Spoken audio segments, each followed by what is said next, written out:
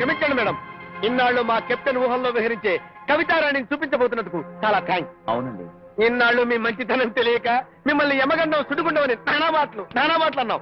కానీ నిజం చెప్పాలంటే అన్ని గండాలకి మేని గండమైన జంబలకడి బొమ్మల మేమే.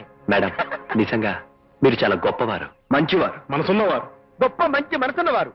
నా కవితను నా దగ్గరకు చేరుస్తున్న దేవత మీరు. అదేమిటో అతను చూడకుండా ఒక్క క్షణం కూడా ఉండలేకపోతున్నాను. రాజా నన్ను కాదంటే నిజంగా నేను పిచ్చిదాన్ని అయిపోతాను. మా కెప్టెన్ కి ఆ కవితారాన్ని ఎప్పుడు పరిచయం చేస్తారు? సాయంకాలం గ్రీన్ పార్క్ రండి, అక్కడ చూపిస్తాను. సాయంత్రం దాకా మేడం, ఇప్పుడే వెళ్ళిపోయి పార్క్ ఓనర్ పర్మిషన్ తీసుకొని పార్క్ అంతా క్లీన్ చేస్తాం. ఒకవైపు మా కెప్టెన్, ఎదురుగా కవితారాణి, మధ్యలో గ్యాప్ కూడా రానిమో.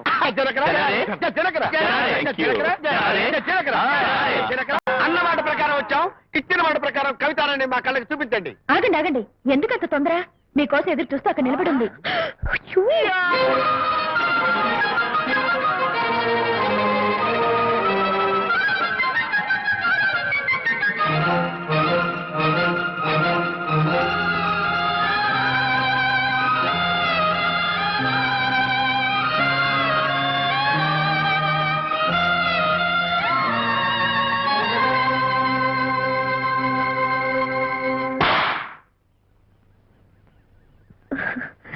రాణి, నువ్వే నా కవిత అంటే? అవునవును, కవిత రాణి నేనే. ఎంత ఆశ్చర్యము!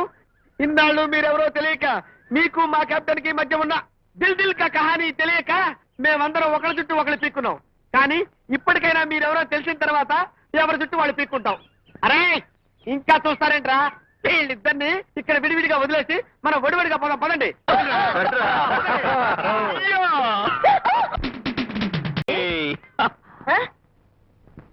బాబు, ఏం బాబు అసలు కవిత ఎవరనుకుంటున్నా?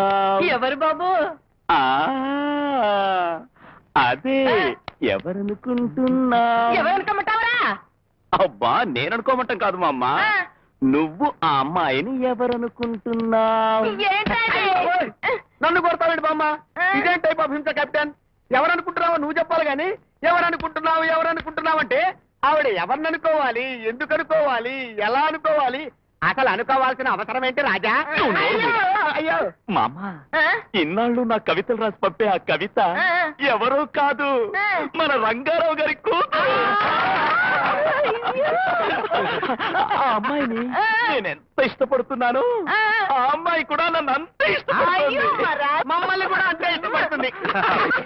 ఏడ్సారి వేదవల్లారా, నా మనవడు చుక్కల్లో చంద్రుడని వాడిని చూస్తే కవిదైనా ఇష్టపడాలి, దాని సవిదైనా ఇష్టపడాలి.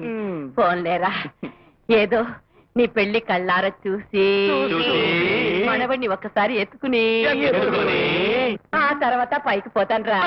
పైకి పోతావా? పైకి పోవడానికి పై పోర్షన్ ఖాళీగా లేదు. బొంబాయి నుంచి వచ్చి దుబాయ్ దిగారు. అంకుల్, నేను చెప్పేది పూర్తిగా విను. రాణి నాకు ఇచ్చి పెళ్లికి, లలితను ఇంకొకరికి ఇచ్చి పెళ్లికి. రాణి నేను పిల్లని కంటాం, లలిత ఇంకొకరు పిల్లలకి అంటారు.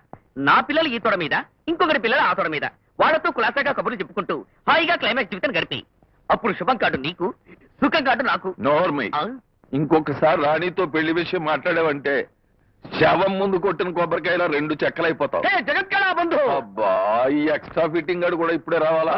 బంధువో సకల కళా సింధువో, కళలలో కాన అతీరుకు సందువో, పేదవాళ్లకు దొరుకు సద్ది ముద్దవు నువ్వు, సద్ది ముద్దలోన ఆవబద్దవు నువ్వు. నోర్మై, ముద్ద బద్ద అన్నావు అంటే గుద్దు గుద్దేస్తాను, చస్తావు. బుద్ధిగా కూర్చో. మహాప్రభు, అంత మాట అనకండి. మరుక్షణమే మీరు సింగపూర్ ప్రోగ్రాం ఫిక్స్ అయిపోతే తక్షణమే మీ పాదాల మీద పడి సాయంత్రిలా చచ్చిపోతా. అంకుల్, ఎవడు వీడు? నా మ్యారేజ్ సెటిల్మెంట్ కోసం మీ కాళ్ళను ఆశ్రయిస్తే ఆ కాళ్ళనే దూరం చేస్తాడా? నువ్వెవడ్రా? సింగపూర్ ప్రోగ్రాం గురించి మాట్లాడేటప్పుడు మధ్యలో అడ్డొచ్చావంటే నేను వైలని వాయిస్తా, నువ్వు ఢమాలని చచ్చిపోతావంటే. నాతో పెట్టుకో, నీ జీవితానికి శుభకార్డు ఉండదు. అరే ఏడిచావు, అయినా నీకెందుకురా మ్యారేజ్? ఏ గ్యారేజ్ లోనో గంజాయి కొడుతూ బ్యాలెన్స్ జీవితాన్ని గడపక అనవసరంగా చచ్చిపోతావురా, అత్యవసర పరిస్థితుల్లో చస్తావురా. సైలెన్స్. నేను చెప్పినట్టు వింటారా? నేను బయటికి వెళ్ళి పేపర్ చదువుకుంటూ కూర్చుంటాను. మీ ఇద్దరు శక్తి వంచి లేకుండా కొట్టుకుని ఎవడో ఒకటి సావండి. ఆ బతికిన వాడు వచ్చి నాకు కనపడండి. మళ్ళీ మీకెందుకంటే వచ్చి కనపడటం? వాడిని నేను చంపే సుఖపడదామని. అయితే నా జీవితానికి ఇక శుభం లేనట్టేనా? నీ జీవితానికే కాదురా, నీ ఫేస్ చూసిన ఎవడి జీవితానికి శుభం కార్డు ఉండదురా. జై హింద్, వందే మాతరం, జనగణ మన అధి. ఏమిట్రా అది పిచ్చి పిచ్చిగాను? కనబడ్డానా? పళ్ళు కొరుకుతున్నాడు. కోపం లాంటిది పొంగుకొచ్చి పళ్ళు కొరుకుతున్నాడు. బోలెడు ఖరీదు పెట్టుకొని ఆ పళ్ళు కొరకపోతే ఊడిపోయినా పర్వాలేదు, సొంతానికి 32 పళ్ళు ఉన్నాయి, వాటిని కొరుక్కుని అడవచ్చుగా. ఇలా పిచ్చి పిచ్చి జోకులు వేయడం తప్ప వయసులో ఉన్న కుర్రాడు ఎందుకు ఇలా పళ్ళు కొరుకుతున్నాడు అడగాల్సిన ఇంగిత జ్ఞానం లేదా? యాపిల్ పళ్ళు తింటే ఆరోగ్యానికి మంచిది, పైగా అప్పన్నంగా దొరికేయని తింటున్నావు. దీనికి ఇంగిత జ్ఞానం ఆలోచన ఎందుకు? పెద్దవాడి వయ్యావు, నా యవ్వన రహస్యం నీకు ఎలా అర్థమవుతుంది? లోపలికి వెళ్ళి నీకు అర్థమయ్యేలా మరో బతుకు ఆలోచించుకుని వస్తాను. అప్పటిదాకా నీ ఇదిగో ఈ వార్త విన్నావా? ఏమిటది? ఓ యువకుడు అతిగా వాగినందుకు కడపలో కత్తిపోట్లు. ఆహ్, ఈ గడప దాటి గడప చస్తే వెళ్ళను. మరోసారి చెప్తున్నాను, మళ్ళీ జైహింద్. ఏమిటి ఆశ్చర్యంగా ఉంది, రాణి లలితలిద్దరిది ఒకే పుట్టినరోజా? అంటే వీళ్ళిద్దరూ కమల పిల్లలు అన్నమాట. కమల పిల్లలు కాదు, విమల పిల్లలు కాదు, వాళ్ళిద్దరూ మా పిల్లలే. రేపు మా చిట్టి తల్లుల పుట్టినరోజు పండుగ చాలా వైభవంగా జరిపించాలనుకుంటున్నా. ఆ ఫంక్షన్ కి పేరున్న వాళ్ళు పెద్దవాళ్ళు చాలా మంది వస్తారు. వాళ్ళందరూ ఇంప్రెస్ అయ్యేలా మీరు మంచి మ్యూజిక్ ప్రోగ్రామ్ ఇవ్వాలి. మీరంతగా అడగాల.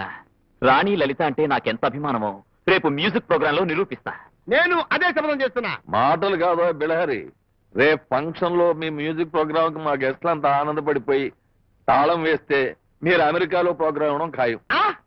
అయితే చూడండి, రేపు మీ ఫంక్షన్ కు వచ్చిన గెస్ట్లంతా మా రాజా పాటకి చప్పట్లు కొట్టి కొట్టి చేతులు వాచిపోతాయి, చిందులు వేసి వేసి కాళ్ళు వాచిపోతాయి, తలలు ఊపి ఊపి మెడలు వాచిపోతాయి. టోటల్ గా వాచిపోయే ప్రోగ్రామ్ ఇస్తాం అన్నమాట. దారుణం, ఘోరం, మహానేరం. ఏమిట్రా ఇందాక నేను తెగరుస్తున్నావు? లేకపోతే పుట్టినరోజు పుట్ట అందరి ముందు లలితారాని వారితో గుర్తులు కలిపి కోరస పాడతారా? ఈ రోజు గుర్తు కలిపారు, రేపు చేతులు కలుపుతారు, ఈ ఎల్లుండి ఇంకే కలుపుతారు. నువ్వు నోరు ముయ్యకపోతే నిన్ను తీసుకెళ్లి గంగలో కలిపేస్తాను. అంకుల్, రాణి అదే నీ కూతురు, నా కాబోయే భార్య. ఆ రాజాగారితో అలా బిహేవ్ చేయడం నాకు నచ్చలేదు. కానీ నీ కాబోయే భార్య బంక వెత. ఓహ్, నువ్వు ఇలా మాట్లాడితే నీ కూతురు నేను పెళ్లి చేసుకున్నాను. అసలు నా కూతురు నీకు ఇచ్చి పెళ్లి చేస్తానా? అమ్మాయి అడిగితే అడుక్కు తినేవాడికి ఇచ్చేస్తాను, కానీ నీకు మాత్రం కాదు. అయితే బస్ స్టాండ్ దాకా నేనే అడుక్కు తింటూ వెళ్తాను. నువ్వు అడుక్కు తిన్నా ఏడ్చి మొహం కడుక్కున్నా నా కూతురు మాత్రం నీకు ఇచ్చి పెళ్లి చెయ్యను. అంకుల్, ఇంతవరకు నాలో ఒక పుచ్చి బాబును పిచ్చి బాబునే చూశాను.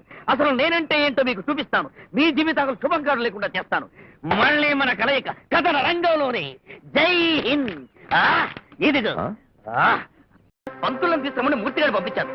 వాడు ఏ బస్ స్టాండ్ లో సమస్యలు తిట్టున్నాడు. పరికి బల్ల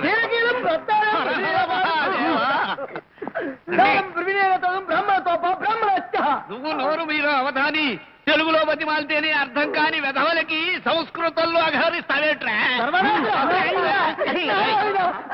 ఏంటి ఎంతమంది వచ్చారు? వచ్చామా? మీ వాళ్ళే తోసుకొచ్చారు బాబు. ఇంతకీ తమరెవరు బాబు? టెర్రరిస్టులా?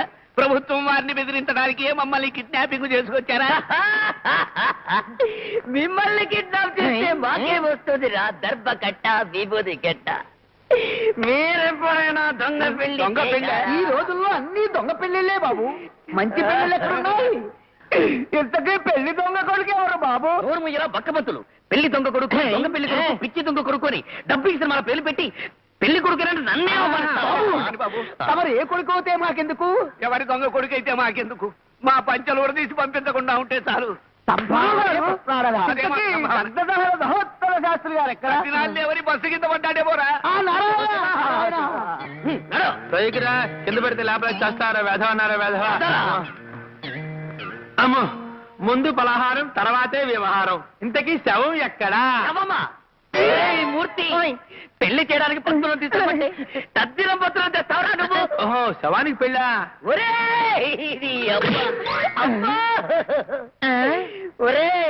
నీ శరీరాన్ని సద్దాం హుస్సేన్ బాంబేసి పగలగొట్ట. శుభమాని దొంగ పెళ్లికి పిలిస్తే శవం కావాలా నీకు?